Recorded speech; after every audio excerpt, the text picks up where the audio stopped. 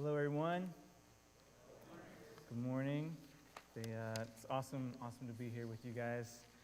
They appreciated that video too. Actually, my wife was showing me a video of the Tomb of the Unknown Soldier last night, so we were contemplating some of that. It was actually pretty helpful. But yeah, it's good to be here. That is a little bit of an old picture, but it's a good one that Amy took of our family. I want to begin our time today with just a quick update on our family, a little bit beyond that, but Shelly and I are doing well. We celebrated 13 years of marriage last fall, so that seems like it's flown by despite all the travels all over the world. It's been a pretty good ride. The couple of highlights for us is in the last year, we have finished our counseling degrees finally that we were working on part-time, sort of on the side for a long time. It's made us so much better at our jobs, and that was a huge praise. Both of us were able to complete that. But the biggest joy is by far our little addition to our family here is we have a little 2.5-year-old named Ginny who's a joy. That picture is her riding her first pony at Marmon Valley Farms here close by a couple months ago. So she loved that. We love being outside, kind of getting out there anytime we can to parks or metro parks around the area. But it's been really fun to be a parent. That's been a transition for us. Along those lines, we were praying and asking the Lord that we might have the opportunity to do that again for a while. And we found out recently that we are expecting. So that's another, thank you. I'm very excited, and if I'm honest, a little bit apprehensive too at the same time. So we're taking it one step at a time. Please pray for my wife. She's a rock star, but morning sickness and her do not get along. So she's fighting it out right now. Last night, this morning, so it's a thing. Yeah, other than that, we are, last thing I'll mention is that we were also moving, just did that 6 days ago, actually. Sean Worley was super helpful getting our house to a place where we could kind of get in there, so thank you so much to Sean. And Amy watched Ginny while we were trying to pack boxes. So yeah, it's been a season of a lot of different transitions, but things that we are all very, very thankful for, but doing well overall. So that's a little bit on us. Also wanted to update you guys a little bit on the ministry, kind of how that's going for us. And I guess I would say that as we've been working with 20-somethings, it's been about 20 years now, kind of, but as we've been kind of working with 20-somethings here more recently in the city of Columbus, but also nationally, kind of have a position to be able to do that. That's been really fun. But we've been encouraged by some things and seeing difficulties, kind of both sides of the spectrum. I think that compared to when we started working with 20-somethings a while ago, or young people in general, the cultural challenges they seem to be a little more complex and more nuanced today. It seems to be more difficult for 20-somethings to find their place, I would say, with God and with the church. And so there's some struggles there that they're figuring out. But on the encouraging side, I think that one of the things that we've come to see is that the things that are on the hearts of these young people, they really are the same things that are on the heart of God for the most part. But oftentimes they just don't know that. And they're having a hard time connecting those dots. And so what's been really fun is to be able to step into those places with them and actually be somebody to help them connect those dots. That's been pretty fun. We've seen the power of a couple of different things. One of those would be actually helping recent graduates, especially from college, transition well, so that they can start this defining decade of their 20s where they're finding their career and maybe a spouse and starting a family, that they can start that off on a good foot, both personally but also with the Lord. So stepping into that transition for them has been pretty significant. That's the picture up there of me kind of up front in front of a big room of people. We have hundreds of seniors that graduate every year from all the college movements around the Great Lakes region. And so me and my colleagues have been doing a lot to help engage that transition for them. And then also, beyond that, the 20-somethings, a whole bunch of them that are already living and working here in our cities. And for those that are both Christians and non-Christians, both. For the believers, one of the challenges we found is that if they kind of get established, they can tend to struggle with a sense of kind of being stuck or being aimless and needing some help. We've enjoyed pressing in with them to help them take the next step with Jesus, wherever that is for them. But I'll share one quick story, is that for others, maybe those that have never known Jesus, but they're just curious about him, kind of on the fringes, or even those that maybe they grew up with a strong faith, but they've got some significant questions, some doubts that they've been struggling through, and it's tripping them up a lot, and they're really in that wrestling match right now. Or even people that have been hurt. And so there's a large component of those people, and as we've been sharing with them, one story is that there's a young woman who my wife encountered and met, and then she's been talking with her for over a year now, and not someone that grew up with faith, but has just got caught up with a bunch of questions right now that are tripping her up, and not very comfortable coming to church right now. That's not something she's really open to. But it's so fascinating that as they get together and go on walks and things, that it's probably 5 or 10 minutes every single time. And she's the one that brings up spiritual things even, because it's something that they're wrestling with and so engaging and is front and center for her. And what has been super fun for us is finding and creating spaces and opportunities for those kinds of 20-somethings to feel safe enough to engage and to take one step closer, whether that be, just informal hangout times or just a backyard fire pit has been really helpful. And one of our goals this next year is to actually continue to expand those opportunities because the need is so great. But you may have heard it said that one of our greatest tools for reaching this generation is our kitchen table, and I think that there's some truth to that these days. But through all of that, I wish I had time to share more stories and things like that with you guys, but all that to say is that thank you so much for being a place that can contribute to helping us create these spaces and these venues that are so important for these 20-somethings today who are wrestling with figuring out, how do I connect with Jesus? How do I find my place in the church? What does it look like to do that in this complicated cultural landscape that we have today? So thank you for helping us to create that for them and helping to trust God to create a generation of disciples that can be the men and women that have the depth of faith to lead our church moving forward kind of in the days to come. And so thank you so much for that. All that said, I'd love to share more if you guys have questions afterwards, so please come and find me. But I do want to take some time and just share some thoughts from the Bible today. Wanted to share a passage that has been resonating, at least some themes from this passage has been resonating with me for definitely the last several years. And so we're going to take a little bit of a look at that. If you want to flip over either in your phone or your Bible, going to be the very end of Luke chapter 24, a familiar passage perhaps of two disciples kind of walking on a road with Jesus. So we're going to pick up in verse 13. But before we do that, let me pray real quick as you guys are turning open. Father, thank you for the opportunity to be here this morning. Thank you for the chance to speak, and for, Father, even more than that, for your word. I pray that you would prepare our hearts, that you would open us to hear from you what you want to say. And Jesus, I ask that in expectations that we have that are either met or unmet, that you would meet us here this morning through what you have to tell us. Amen. Before I kind of get into verse 13 here, let me set up our story a little bit where we're joining in these two disciples. So where we're picking up with them is that this is actually resurrection morning for them. So that's what the day is. And so to enter into their life, the last week has been pretty crazy, actually. So this has been the Passover. That's one of the biggest religious festivities of the Jewish calendar. So everyone is descending on Jerusalem at the beginning of this week. This is the place to be. And, when Jesus shows up, he is not pulling any punches either. I mean, he rides in on a donkey, and he is activating all kind of imagery from the Old Testament that, hey, I am the significant Messiah guy that's going to come and make things better here. And he walks in, he walks into the temple, he clears that out, he acts like he's in charge of the place. He's getting in conflict with the religious leaders and the authorities of the day, and he is just putting on a scene. I mean, he used to be kind of in the shadows, but here he is not doing that anymore. And if you're a part of this, and especially for these two disciples, the implication is they've probably been walking with Jesus for a while. They're aware of his ministry. They're excited about what he was going to do and what he was standing for.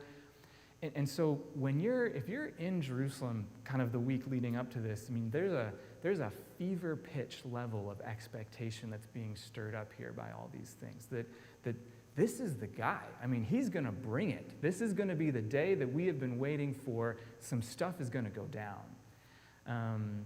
And then on Thursday night, there's this middle of the night mob that goes and arrests Jesus, and then they have this sham trial early Friday morning, and then, during the day, he's put before the governor, he's actually condemned and put on a cross, and by Friday night, all of a sudden, he's dead. What? What just happened? Right? But we don't have a whole lot of time to process that or do it. The Sabbath is Saturday, and so everybody's going to kind of lay low for the Sabbath. That's what we have to do. And then we're picking up the story here on Sunday morning. So this is resurrection morning. You know what? Well, Passover's over, show's over, everybody, it's time to go back home. And so everyone's packing up their bags, and as that's going on, there's women that were with us. They come and they're telling the story about how early in the morning they went to the tomb and Jesus wasn't there, and there was this angel, and he was saying that Jesus is alive. And then Simon went, and he ran there, and he found the tomb, and it was empty, but he didn't see Jesus, and I don't know what's going on with that. So that's kind of where the hearts and minds of these people are today, kind of entering into this story. It's a little bit of context to kind of get us where they're at. So entering in verse 13. That very day, two of them were going to a village named Emmaus, probably back home where they lived, about 7 miles from Jerusalem. And they were walking with each other and talking about all these things that had happened. While they were talking and discussing together, Jesus himself drew near, and he went with them. But their eyes were kept from recognizing him. And he said to them, "What is this conversation that you're holding with each other as you walk?" And they stood still, looking sad. Then one of them, named Cleopas, he answered him, "Are you the only visitor to Jerusalem who does not know of the things that have happened there in these days?" And he said to them, "What things?" And they said to him, "Concerning Jesus of Nazareth, a man who was mighty in word and deed before God and all the people, and how our chief priests and rulers delivered him up to be condemned to death and crucified him. But we had hoped that he was to be the one to redeem Israel. Yes, and besides all this, it is now the 3rd day since these things happened. Moreover, some women of our company amazed us. When they were at the tomb early in the morning and they did not find his body, they came back saying that they had seen a vision of angels who said that he was alive. Some of those who were with us went to the tomb and found it just as the women had said, but him they did not see." So let's pause there for just a minute, and I want to point out a few observations here. So we talked a little bit about where the hearts and minds of these disciples may have been kind of starting in on this road. That's kind of where they're at. And so as they are walking, they're already discussing these things, and they're talking as they're going about.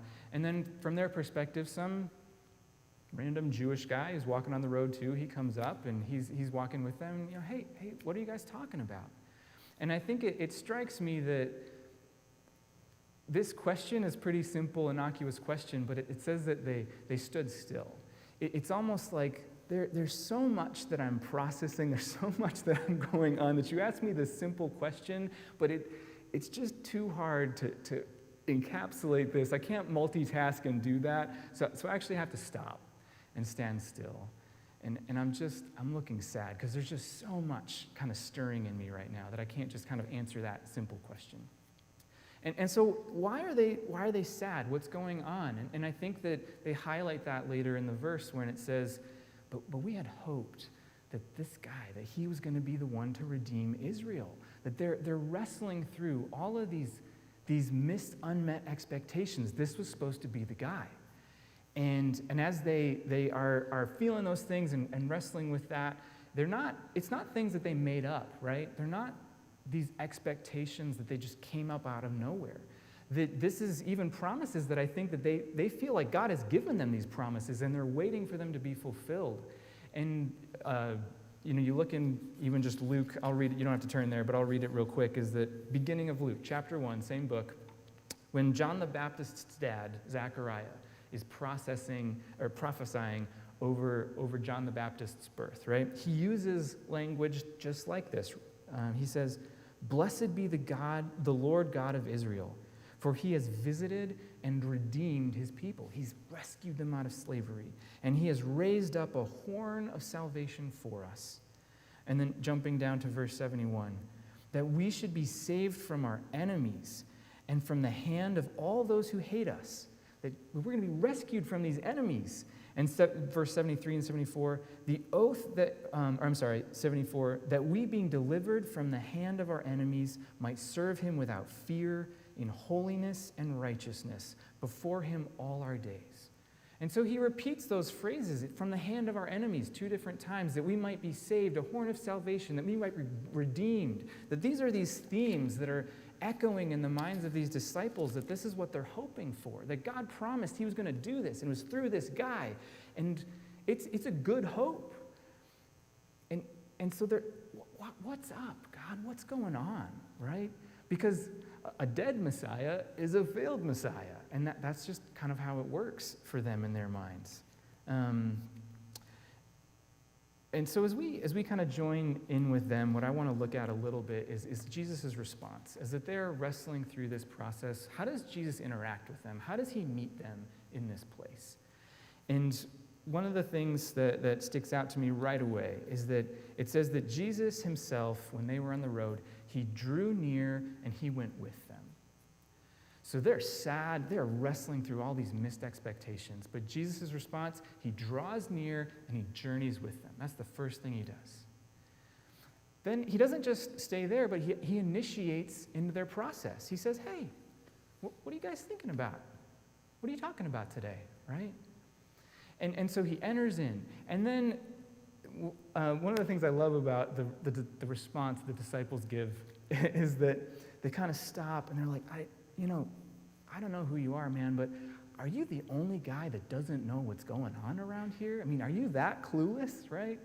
And I can almost see Jesus kind of winking in the back of his mind. Hey, if anybody has an idea of what's really going on here, people, it's me. But he doesn't say that, right?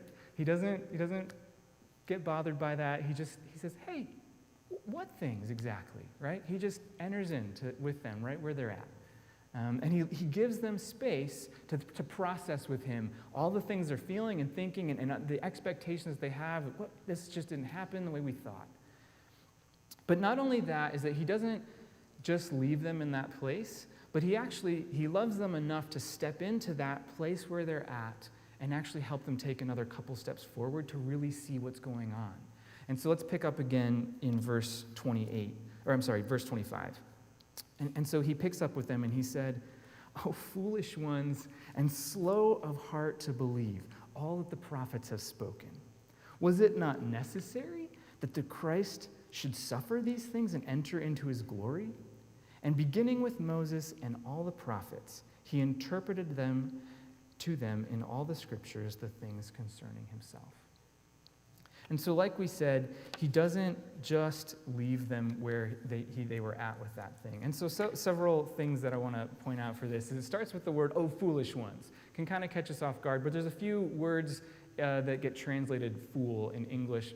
And so it's different than, for instance, in Matthew, where they have the word, hey, you've heard it said, don't murder, but I say don't even call someone a fool. It's a different word than that. That's a much more vilifying sort of you're a worthless kind of fool.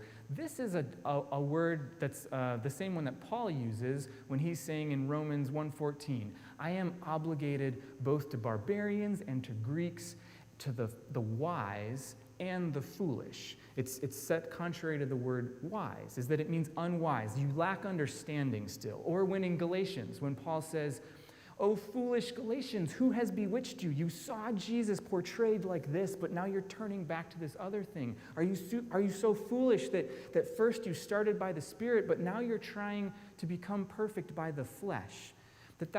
That's an unwise, it's a lack of understanding of how things work in the kingdom of God. You can't do it on your own. And that's what this word is here. It says, "Oh, foolish ones who lack still understanding of what's happening in front of you. And those who you are slow to believe that," and it says, it says even slow of heart to believe. That our heart, that in the scriptures, that is the place, the seat of our affections, the seat of our emotions. It's the core of who we are, the core of our person. And Jesus says, in the core of who you are still slow to believe all that the prophets have spoken. And so Jesus doesn't leave us where we're at, but he kind of he helps open up our eyes and show us a little bit more of here's actually what's going on. Despite the lack of understanding and the slowness to believe, let me begin to show you what's really happening. And he opens up the scriptures to them. So kind of continuing on in our story in verse 28. So they drew near to the village to which they were going, and he acted as if he were going farther. But the disciples urged him strongly, saying, No, stay with us, for it is toward evening, and the day is now far spent. So he went in to stay with them. And when he was at the table with them, he took the bread and blessed and broke it and gave it to them. And then their eyes were opened, and they recognized him. And he vanished from their sight. Typical Jesus. I'm going to keep it interesting. So when we hear that expression, he took bread and he broke it. And he blessed it, and he broke it, and he gave it to them. That's supposed to be a trigger phrase for us. And it's supposed to, hey, Jesus just did that. A few days ago at the Passover, he did this Last Supper meal, right? And so when I love how one of my favorite Bible teachers says it this way, is that when Jesus was trying to explain to his disciples what his life was about, what he was about to do on the cross, what this was all culminating into, he did not give them a lecture. But he sat down with them and he had a symbolic meal. That's what he did. And he took bread and he said, this is my body broken for you. Take and eat this cup. This is the cup of my blood poured out for you. Drink and do all this in remembrance of me. He invited them into this, what his life and mission and work was all about.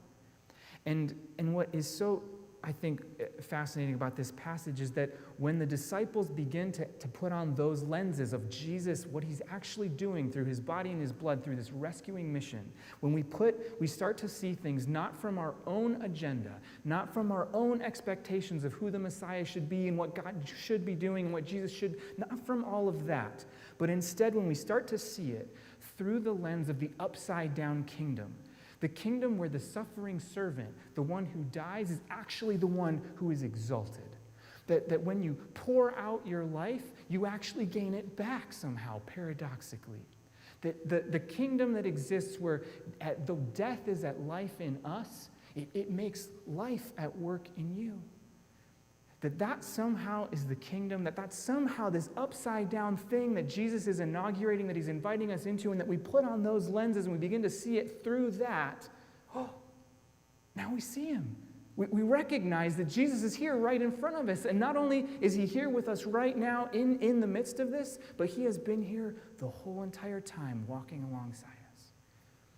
And that's so significant for me in the midst of these seasons of unmet expectation, of missed hope, of Lord, I just don't get it. And I do appreciate even how that section ends where even when I feel like I put those glasses on and I get it, it's like, Jesus, I see you in the midst of this, and that's amazing. It's different, but it's amazing that then he disappears because I'm never going to be able to get this guy in a box. I'm never going to have my hands totally on him. It's going to be a constant journey, a constant process of learning again and again as we go through this. I'm not going to take time to go line by line through the rest of the story, but I do want to highlight a couple of things as we go. One thing that sticks out to me is that as these disciples are, they just had this meal with Jesus. They're like, whoa, that was Jesus. And didn't we hear our hearts burning? And so they get up and they go back the 7 miles to Jerusalem and they tell the disciples, and they're like, hey, yeah, he appeared to Simon. And they're all excited and they're talking about it. And then, poof, Jesus is there. And he gives another Bible study and he walks them through it again. And as you see the emotion words kind of in the rest of this passage, it says things like they disbelieved for joy and they were marveling. And then at the very end, it says that they were worshiping, that they were continually praising God, that they had great joy. And so their disposition has been flipped. But what sticks out to me is that when I think about their original unmet expectations, when I think about those things, has that really changed? Has anything from that original, what they were hoping for, is it any different? I don't think it is. Their expectation to have Rome, to be freed from their enemies, underneath the hand of their enemies, and to be redeemed from that, Rome is still here. Rome is still in charge, still got to pay taxes to Caesar. There's still soldiers walking around oppressing our nation, owning the place.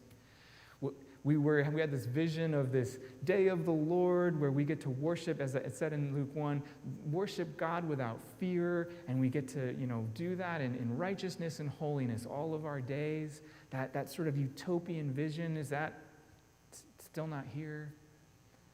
But their disposition has gone from sad to these words of joy and disbelief and marveling.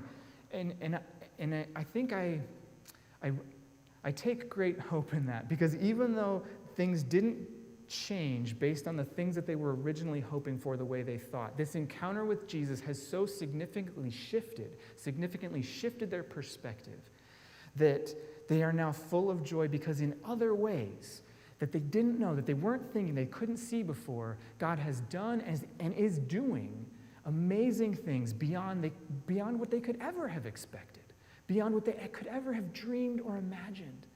And that he is inviting us all in to that. If we're willing to put on those glasses and those lenses to see what he's actually at work in doing, and what it means to join him in that work, the work that the real Messiah, not the Messiah that we can kind of put up and the different expectations that we can want of God, but if we can kind of join him in that which he is actually doing, that he invites us into that, into the joy of joining him in that work. And that gives me great hope. And so by way of application here, I wanted to just kind of wrap us up with a few application points. But I don't know where you're at today. If it's been a pretty crazy couple of years for a lot of us. And given all that has been involved in COVID and all the different corporate changes we've had to make and personal changes and losses and loneliness and all the things that have kind of come along with that. I don't know where you're at with that today. Or just things in general with our country that have just been really hard.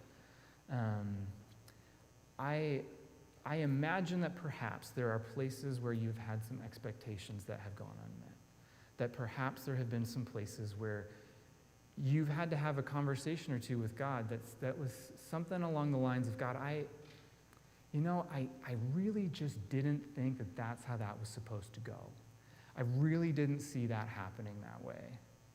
And maybe that's fresh, maybe that's really brand new, maybe you feel like you're kind of already on that road a little bit where you're laying things out with Jesus, you're telling him where you're entering into that process with him, he's starting to kind of open things up for you, you're seeing things in a slightly different light, maybe you're already on that journey.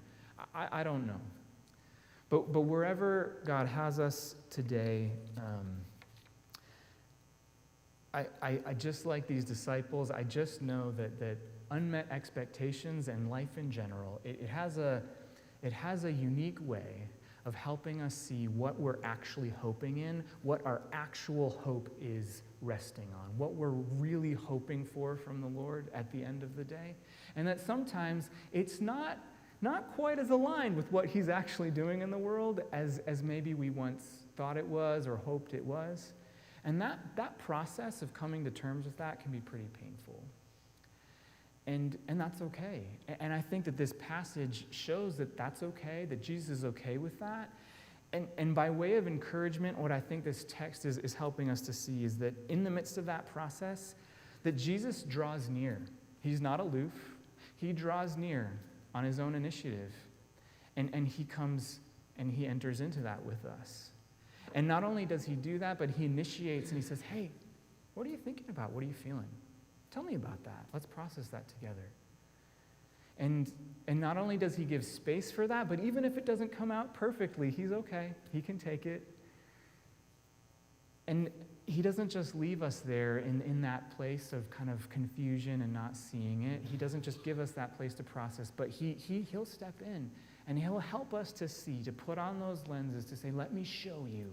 Even though we struggle with faith, we struggle with the perspective, the understanding, and the wisdom to see, let me show you what I'm doing in the world. And come with me and be a part of this greater, larger, grander story that you could never even have imagined before if you tried.